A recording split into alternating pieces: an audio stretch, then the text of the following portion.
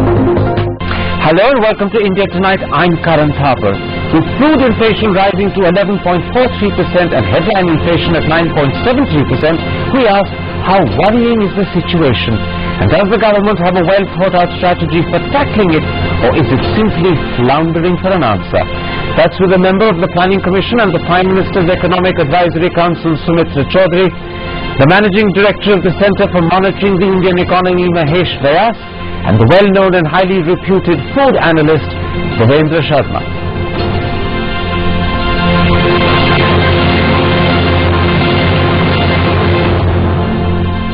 Sumitra Chaudhary, food inflation has raced up to 11.43%, a significant jump over 10.60% just a week earlier.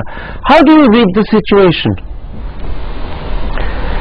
Well, in the food space, the item where prices are going up is vegetables, and to some extent in fruits.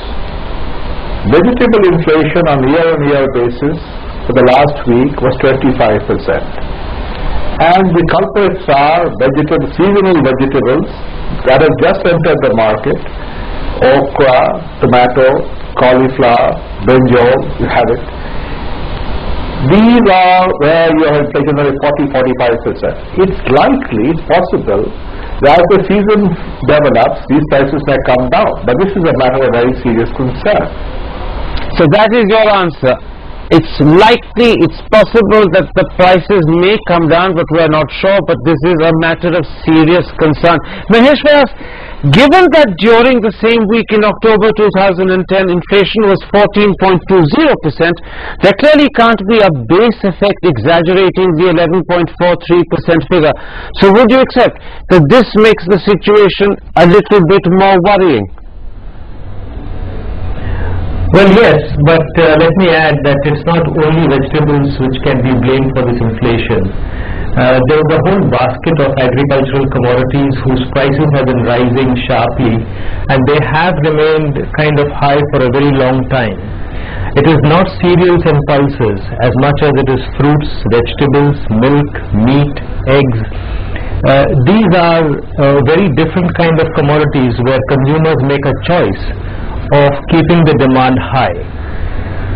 So I think this is more to do with a significant rise in incomes of households of India, and they making a shift from simple cereals and pulses to something slightly more fancier on their plate. But the supplies of these have not kept pace like the demand has.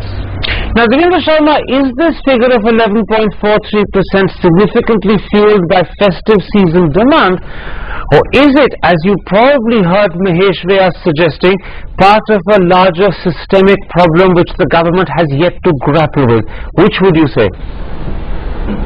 Well, I think it's a part of a larger problem which the government has not yet even figured out as to what to do when it comes to inflation. The common argument that I hear about is that it is a supply-demand constraint, and because people have started consuming more nutritious food, so therefore there is a pressure. But let me tell you, I did analysis because I faced this question every other day. You know, if you look at the demand and the supply of fruits and vegetables, you know, one of the major commodities which has gone up, the prices have gone up, I found out that there are, on average, per capita variability is 480 grams per day of fruits and vegetables in this country. What you require is only 70-80 grams. So which means about 5 to 6 times more fruits and vegetables are available than what you require. Why should the prices be going up? I don't understand. Well, I think the sorry, carry on. Finish your answer. Go ahead. I said the problem is that we are not able to really strike at the point where we need to do to really bring down the prices or to control inflation.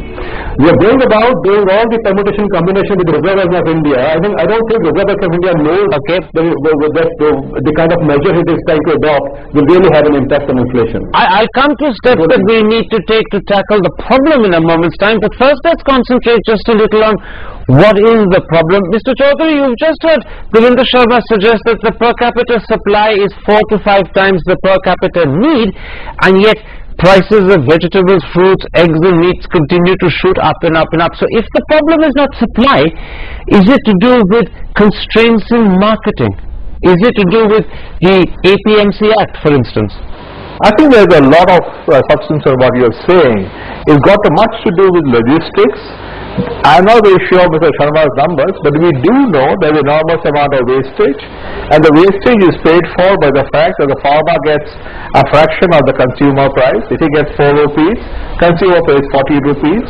That accommodates the wastage and accommodates a lot of mishandling and markups in the middle. Now, of course, the government has, Mr. Chaudhary, toyed with the idea of changing the APMC Act. Montek Singh Ahluwalia has spoken about that a couple of times, but nothing has happened. Given that you accept the constraint is in marketing, why is the government not speedily acting to remove the constraints? Well, let's put it like this. APMC Act is a state act, but several states have either scrapped the APMC Act or have amended the APMC Act to exclude perishable materials from its purview. And several other chief ministers in our discussion have agreed to do the same.